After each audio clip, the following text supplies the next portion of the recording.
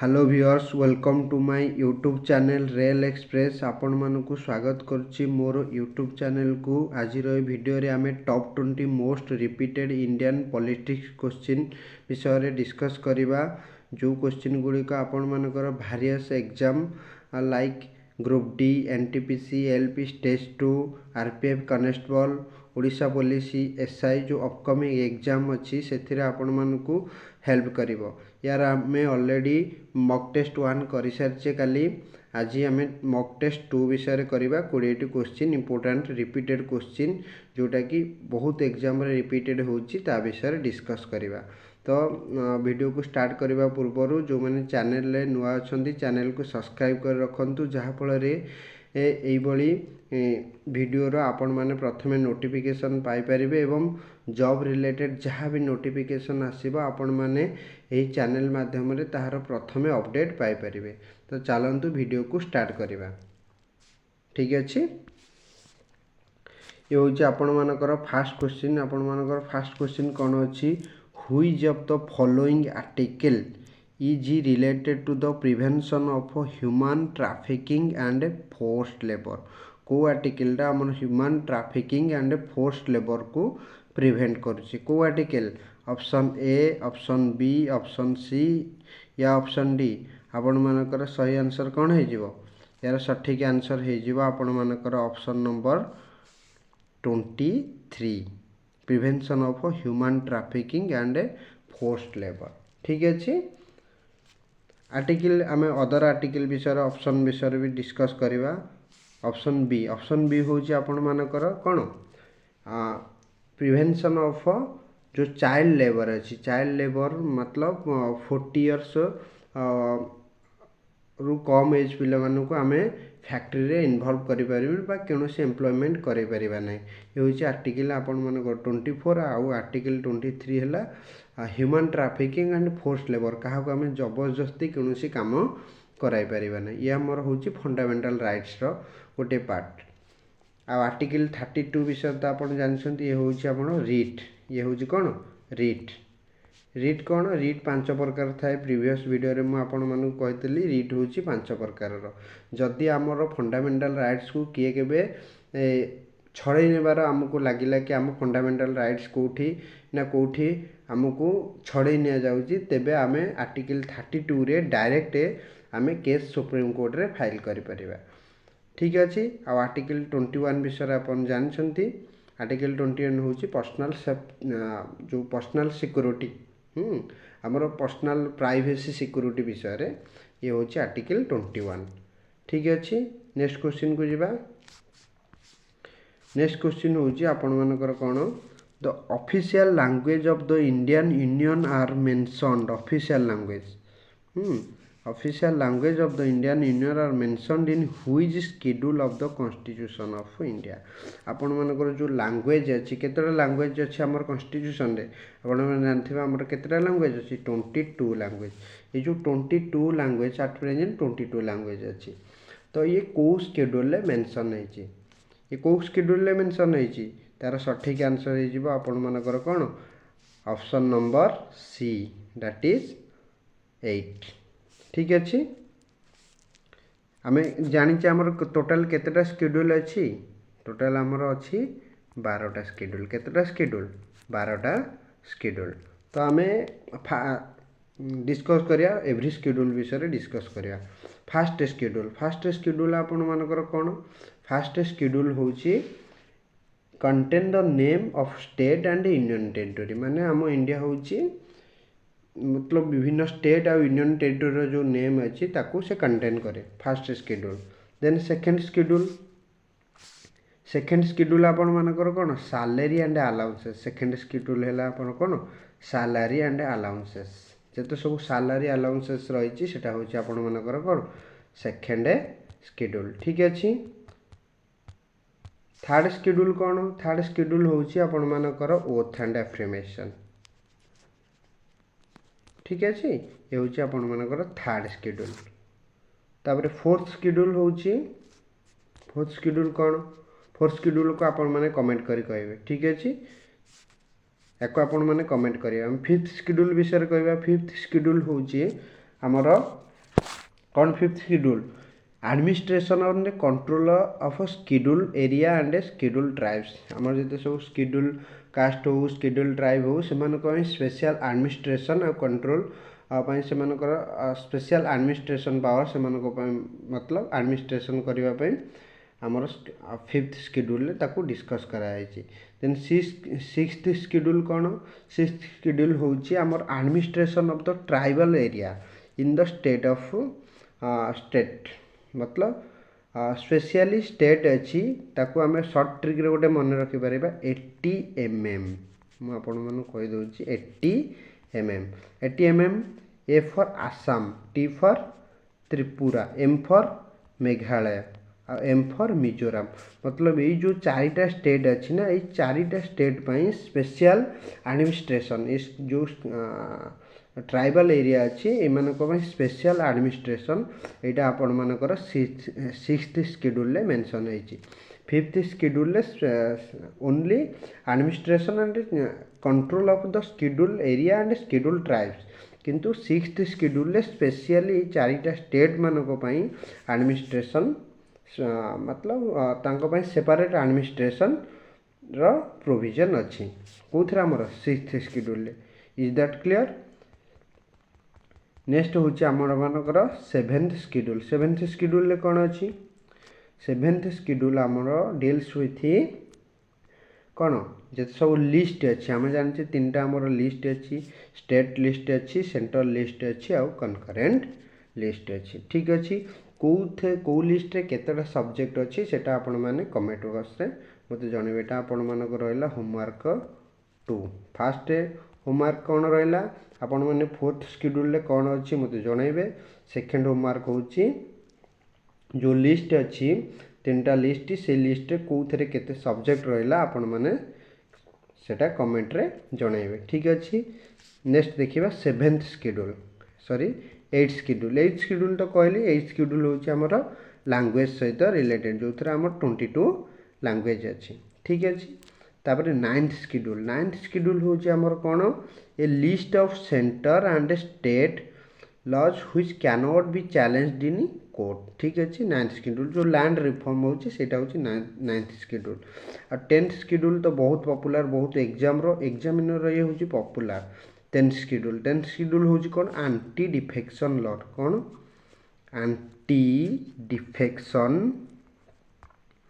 Anti defection law ठीक अच्छे anti defection law कौन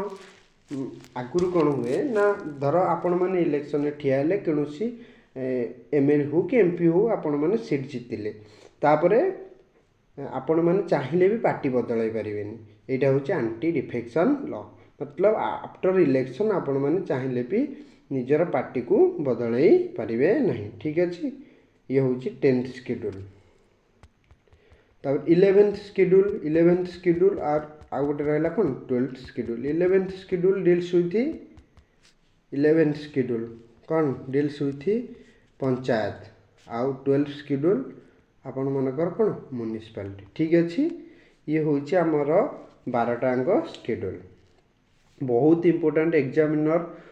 मतलब कौ शेड्यूल भी क्वेश्चन आपण मानकर आराइज हो पारे तेणु ये जो 12टांग शेड्यूल आपण मानक कहली या डिटेल्स मन रखिए या मुझे पीडीएफ देवी आपण मानक पूरा टोटाल 12टांग शेड्यूल को डिटेल्स देदेवी ठीक अच्छे सेठू आपण मैंने रिवाइज करें नेक्स्ट क्वेश्चन को जीवा क्वेश्चन नंबर 3 कौन अच्छे आपण मानकर Which of the following article is related to the election of the vice president आपण मानकर जो vice president तांकर election article टा केते नंबर article बोली से पचारछि कौन हम option number A B C या डी सठिक आंसर हो आपण मानकर option number D that is 66 election of the vice president हो आपण मानकर कौन आर्टिकल नंबर 66 बाकी नेक्स्ट आर्टिकल आप जानते आर्टिकल 61 हूँ इम्पिचमेंट कौन इम्पिचमेंट ऑफ प्रेसिडेंट मतलब जदि आपण मानक लगे कि प्रेसिडेंट भायोलेट कर कॉन्स्टिट्यूशन को देन इम्पिचमेंट तांको एग्नेस्ट पारित हुए लोकसभा और राज्यसभा हुए ठीक अच्छे तापर आर्टिकल 62 आर्टिकल 64 64 तो आपण जानछंती 64 होउची आपण मानकर कोन भाइस प्रेसिडेंट 63 है भाइस प्रेसिडेंट और 64 होउची vice president is the executive head of the Rajya Sabha ठीक अच्छे ये हूँ आर्टिकल 64 नेक्स्ट क्वेश्चन को जीवा नेक्स्ट क्वेश्चन क्वेश्चन नंबर 4 कौन अच्छे आपण मानकर when did Sikkim become a state of India Sikkim आपण मानकर केबे स्टेट ऑफ इंडिया हैला केबे हैला यार सठिक आंसर हे जीवा आपण मानकर option number A that is 1975 ठीक अच्छे ये आपण मानकर 35 कॉन्स्टिट्यूशनल 35th जो कॉन्स्टिट्यूशनल अमेंडमेंट होता ना कॉन्स्टिट्यूशनल अमेंडमेंट होता 35th अमेंडमेंट एक्ट 1975 रे सिक्किम को गोटे स्टेट ऑफ इंडिया रा मान्यता मिलला किंतु ये फुल्ली स्टेट होता 36th अमेंडमेंट रे ये भी बहुत इंपोर्टेंट 36th अमेंडमेंट रे ये फुल्ली स्टेट रा मतलब मान्यता पाइला आ 35 रे state of India just declare हैला बट 36 रे फुल्ली स्टेट ऑफ इंडिया रा मान्यता पाइला 36th amendment act 1975 clear next question को जीवा नेक्स्ट क्वेश्चन होची आपण मानकर क्वेश्चन नंबर 5 कौन which of the following article in the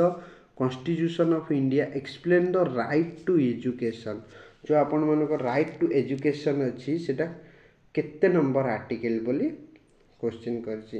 तो यार सठिक आंसर हे जीवो option number D right to education आपण मानकर केते number article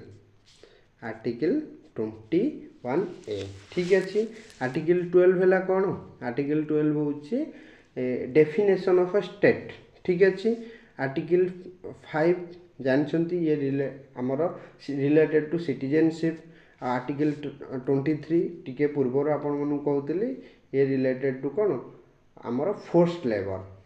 prohibition of traffic and force labour क्या आपण मैंने जबरदस्ती कौन काम इनवॉल्व करें ना यहाँ हूँ आर्टिकल 23 ठीक अच्छे नेक्स्ट क्वेश्चन को जीवा नेक्स्ट क्वेश्चन हूँ आपण मानकर question number 6 the name of the state of a state and union territories in united of India are mentioned in which schedule of the constitution एबे आपण मानकू टिके पूर्वरु पूरा डिटेल शेड्यूल कहते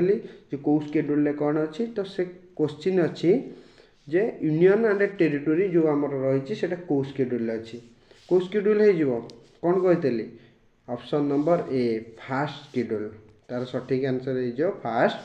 शेड्यूल ठीक अच्छे नेक्स्ट क्वेश्चन को जीवा नेक्स्ट क्वेश्चन हूँ question number 7 which of the following mention part 2 of the Indian constitution मतलब पार्ट 2 रे आमर जो कॉन्स्टिट्यूशन पार्ट 2 रे कौनटा मेंशन होली पचार citizenship fundamental duties preamble union territory आपण मैंने जानते आमर केतेटा टोटल पार्ट अच्छी 25 पार्ट्स केतेटा अच्छी 25 पार्ट आगुरी थिला 22टा पार्ट 22टा बढ़ी केतेटा है 25 पार्ट शेड्यूल भी से 8टा शेड्यूल थिला 8टा शेड्यूल केतेटा है 12टा शेड्यूल से पार्ट 22टा थिला 22टा रही 25टा तो से पचार पार्ट 2 रे कौनटा अच्छे तार सठिक आंसर कौन हो तार सठिक आंसर हो citizenship that is option number ए ठीक अच्छे कौन हो आंसर ऑप्शन नंबर ए आपण मानकर पार्ट 2 मेंशन है आ फंडामेंटल ड्यूटीज को पार्ट रे अच्छी सेटा आपण माने कमेंट रे मेंशन करते एटा होची आपण मानकर होमवर्क नंबर 3 ठीक अच्छे होमवर्क को निश्चिंत करेंगे जहाँफल आपण मानकर रिवाइज हो ये हूँ गोटे छोटिया प्रयास जहाँद्वारा आपण मानकर जो अपकमिंग एग्जाम अच्छी से आपण मानकर पॉलिटिक्स क्वेश्चन बहुत भलसे रिवाइज हो पार ठीक अच्छे ये हूँ ये वीडियोर प्रपोज मेन प्रपोज कारण ये जिते सब क्वेश्चन आसना यहाँ कौटा कौ विभिन्न प्रकार भारियस एग्जाम प्रीवियस ईयर क्वेश्चन को मुझे एकाठी करके आपण मानक दूसरी ठीक अच्छे तेणु आपको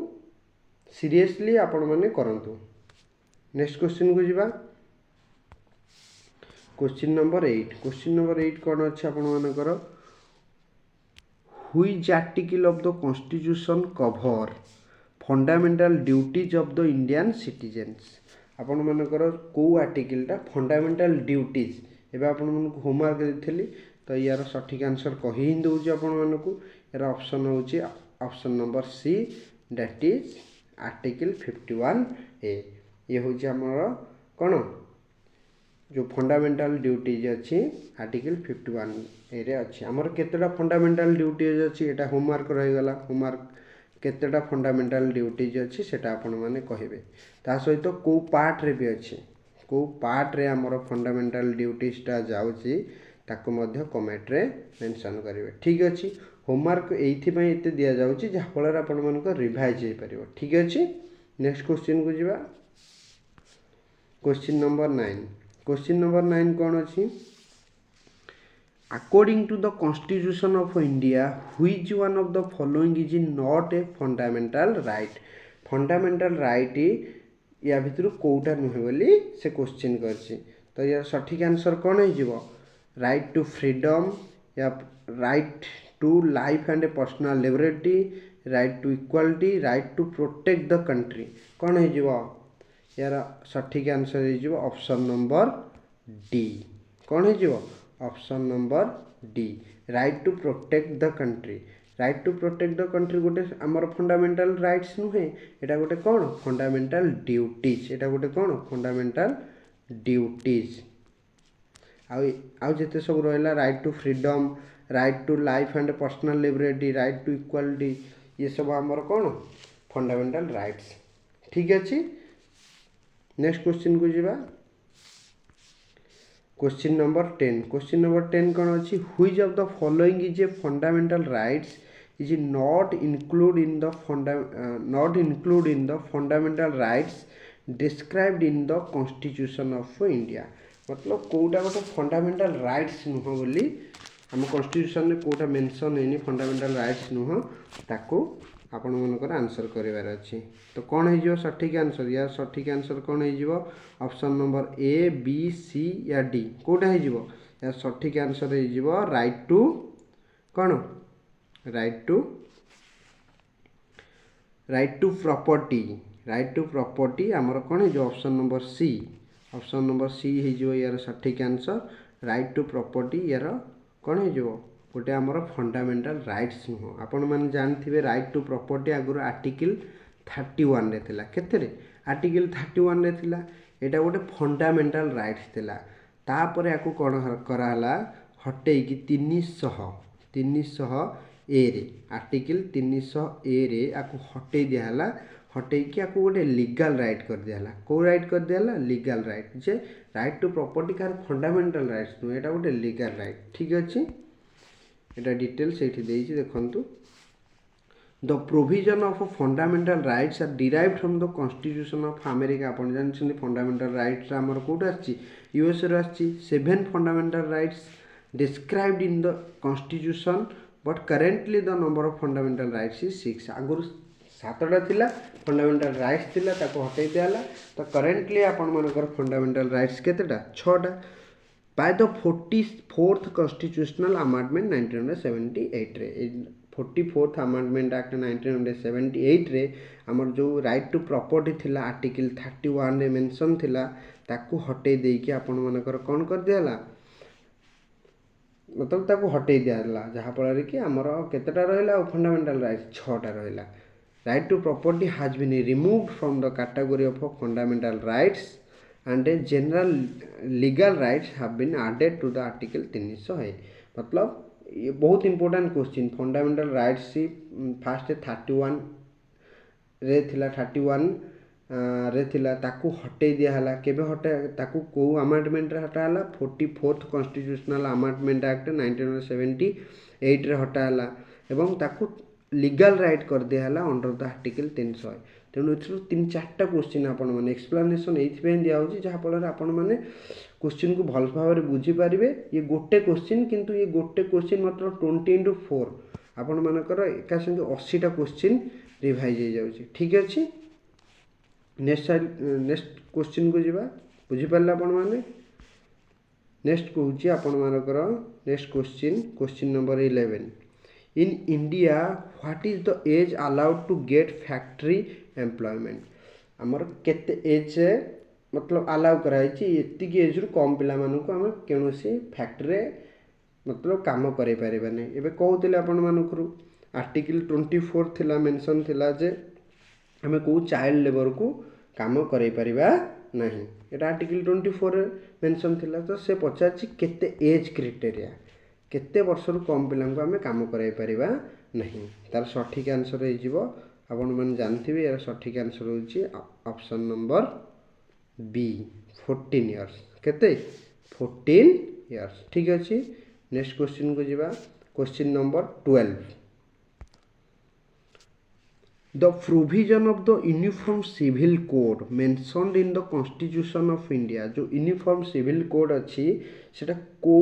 पार्ट रे मेंशन होइछि बोली क्वेश्चन करछि तो फर्स्ट हला option A option B option C option D कोटा हे जो सठिक आंसर हमर यूनिफॉर्म सिविल कोड फर्स्ट मते को यूनिफॉर्म सिविल कोड होछि केते नंबर आर्टिकल ये होछि आर्टिकल 44 केते आर्टिकल 44 एबे तो जानि परथिबो आर्टिकल 44 टा को पार्ट रे अछि ये को पार्ट रे जो गेले ये हे जिवो पार्ट 4 को 4 पार्ट 4 बा आईवी पार्ट बा पार्ट 4 रे ये कोन आर्टिकल 44 अछि यूनिफॉर्म सिविल कोड जान छथि आर्टिकल पार्ट जो 44 विषय रे आउ मोर नेक्स्ट क्वेश्चन होउची एबे recently uniform civil code first हमर कहा सहित लागितला Goa state uniform civil code मतलब ता स्टेट रे लागू करथिला तो नेक्स्ट को स्टेट रे रिसेंट हमर यूनिफॉर्म सिविल कोड लागू होईची सेटा आपण माने कमेंट बॉक्स रे मेंशन करिवे ये होउची होमवर्क नंबर 4 मन रहला homework number 4 uniform civil code को स्टेट रे लागू होईची रिसेंट ताको आपण माने कमेंट करिवे ठीक रहला नेक्स्ट क्वेश्चन को जिबा नेक्स्ट क्वेश्चन होउची क्वेश्चन नंबर 13 क्वेश्चन नंबर 13 कौन अच्छी which of the following former Indian president took office for the shortest term मतलब जो प्रेसिडेंट किए सबुठु शॉर्टेस्ट टर्म मतलब ता कार्यकाल बहुत कम वर्ष कि यांक भितरु option A doctor Zakir Hussain option B doctor Rajendra Prasad option C Neelam Sanjiva Reddy option D R Venkataraman तो यार सठिक आंसर हे जिवो कोन option number A doctor Zakir Hussain आपण मन जानथिबे थर्ड प्रेसिडेंट ऑफ इंडिया आ ये होउछंती कोन फर्स्ट मुस्लिम प्रेसिडेंट जदि ये भी गोटे क्वेश्चन आसे जे फर्स्ट मुस्लिम प्रेसिडेंट होउछंती के डॉक्टर जाकिर हुसैन आ थर्ड प्रेसिडेंट ऑफ इंडिया आ डॉक्टर राजेंद्र प्रसाद होउछंती फर्स्ट प्रेसिडेंट ऑफ इंडिया आ सबुठु लॉन्गेस्ट टर्म प्रेसिडेंट थिले के डॉक्टर राजेंद्र प्रसाद नीलभ संजीव रेड्डी जानछंती ये अनअपोज कैंडिडेट भाबरे विन करथिले सबुठु यंगेस्ट भी आर वेंकट रमन जानछंती ठीक अछि नेक्स्ट क्वेश्चन को जिबा क्वेश्चन नंबर 14 कोन dash first citizen of India आमर फास्ट सिटीजन ऑफ इंडिया में कहा कहबा यार ये बहुत इजी क्वेश्चन आई थिंक सब पिला यार आंसर दे परिबे that is option number A president होचंती कोन फास्ट सिटीजन ऑफ इंडिया तापर सेकंड सिटीजन के से जो ऑब्वियसली तांकर वाइफ मतलब प्रेसिडेंट को वाइफ होचंती second citizen of India first citizen पचारले हबो प्रेसिडेंट सेकंड सिटीजन हेले प्रेसिडेंट को वाइफ ठीक अछि नेक्स्ट क्वेश्चन को जिबा क्वेश्चन नंबर 15 कोन अछि हु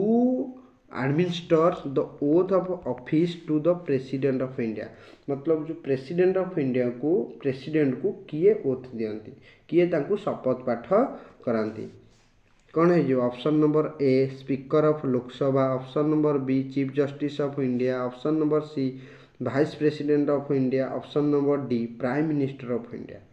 तो यार सठिक आंसर है जिबा आपण मानकर कोन option number B that is chief justice of India CJI chief justice of India कौन करती प्रेसिडेंट को शपथ पाठ करती ठीक अच्छे बर्तमान होमवर्क नंबर 5 बहुत गुड़े होमवर्क हो गला ना। होमवर्क नंबर 5 होची हमर currently chief justice of India change होइछंती। तो who is the current chief justice of India, who is the current CJI of India, एटा आपण माने कमेंट बॉक्स में मेंशन करन। ठीक अछि, नेक्स्ट क्वेश्चन को जीवा। Question number 16। क्वेश्चन नंबर 16 कौन अच्छी, the maximum interval between two session of parliament can be, जो पार्लियामेंट रे मैक्सिमम इंटरवल केते रहइबो दीटा सेशन भीतर केते रहइबो, यार सठिक आंसर हे जिवो option number B, that is 6 month. Option number B होची यार सठिक आंसर। नेक्स्ट क्वेश्चन को जीवा। Question number 17। क्वेश्चन नंबर 17 कौन रहिला,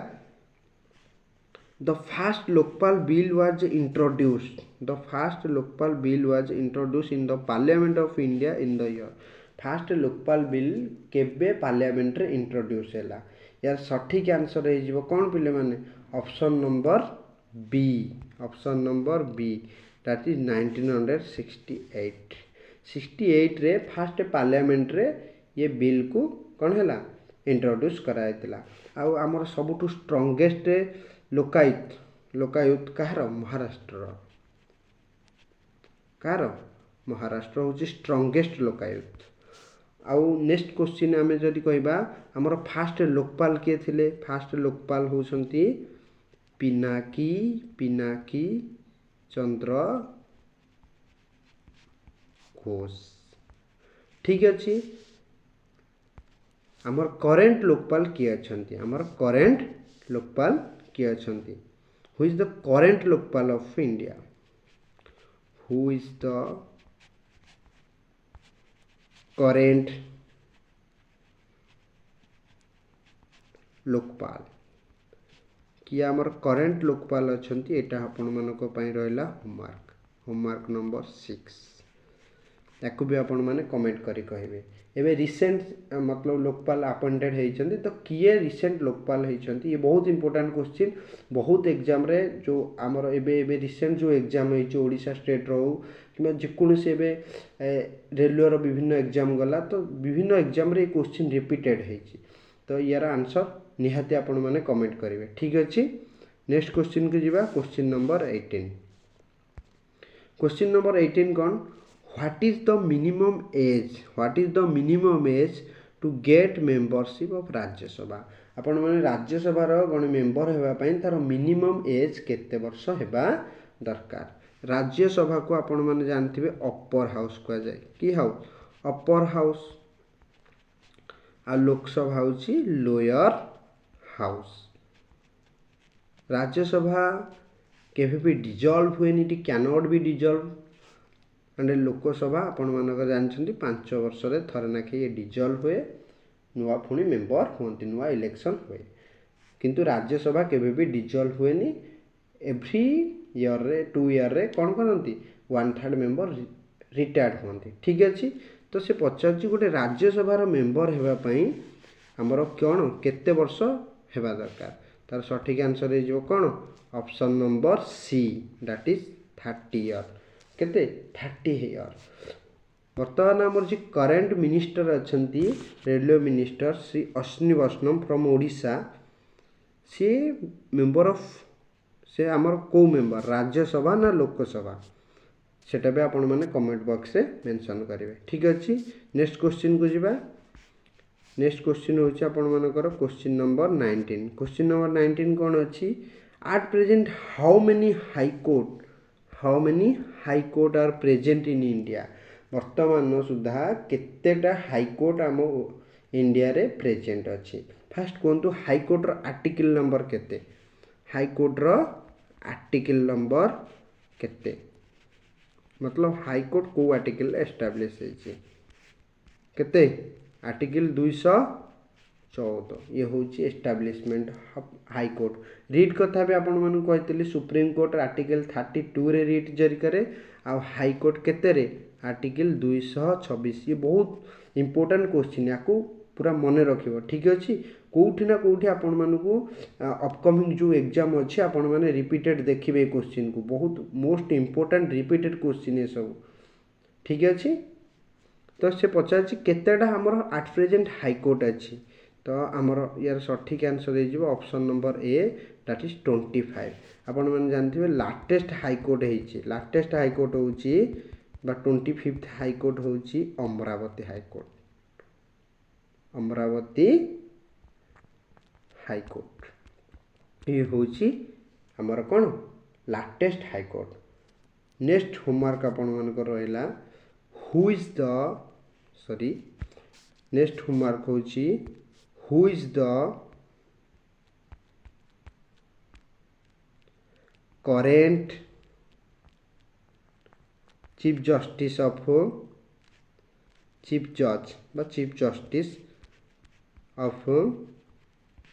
ओडिशा ओडिशार करेंट चीफ जस्टिस किए अच्छी से आपण मैंने कमेंट रे मेंशन करेंगे ठीक अच्छे जिते भी होमवर्क दूची ताकू सीरियसली आपण मैंने कमेंट करेंगे होमवर्क करेंगे जहाँफल आपण मानकर क्वेश्चन रिवाइज हो पार। नेक्स्ट क्वेश्चन को जीवा क्वेश्चन नंबर 20 क्वेश्चन नंबर 20 कौन होची how many state of India have a legislative council आपण मैंने जानते लेजिस्लेटिव असेंबली अच्छी लेजिस्लेटिव काउंसिल अच्छी बा आम जहाँ को विधान परिषद बोली कहू कौन कहू विधान परिषद बोली कहू तो केतोटा स्टेट रे हमर विधान परिषद अच्छी बा लेजिस्लेटिव काउंसिल अच्छी बोली क्वेश्चन होची तो यार सठिक आंसर हो option number A that is 6 कौन हो 6 तो कौ स्टेट रे अच्छी या मन रखा गोटे ट्रिक होची शॉर्ट रे आम लिखिपर कुंबत कौन कुंबत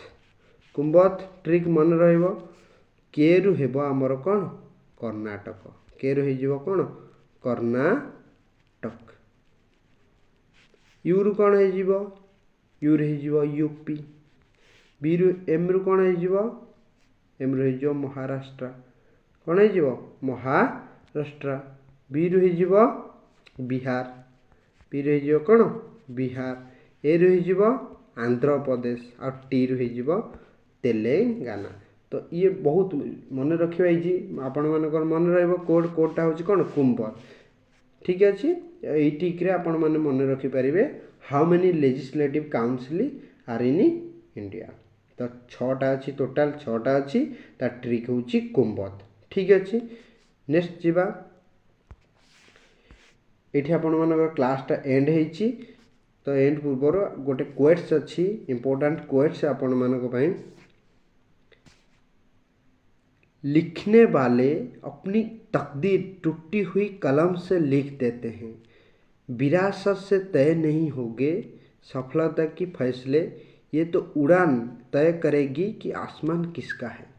बहुत इंपोर्टेंट क्वेट्स बुझीबार बहुत अच्छी लिखने वाले अपने तकदीर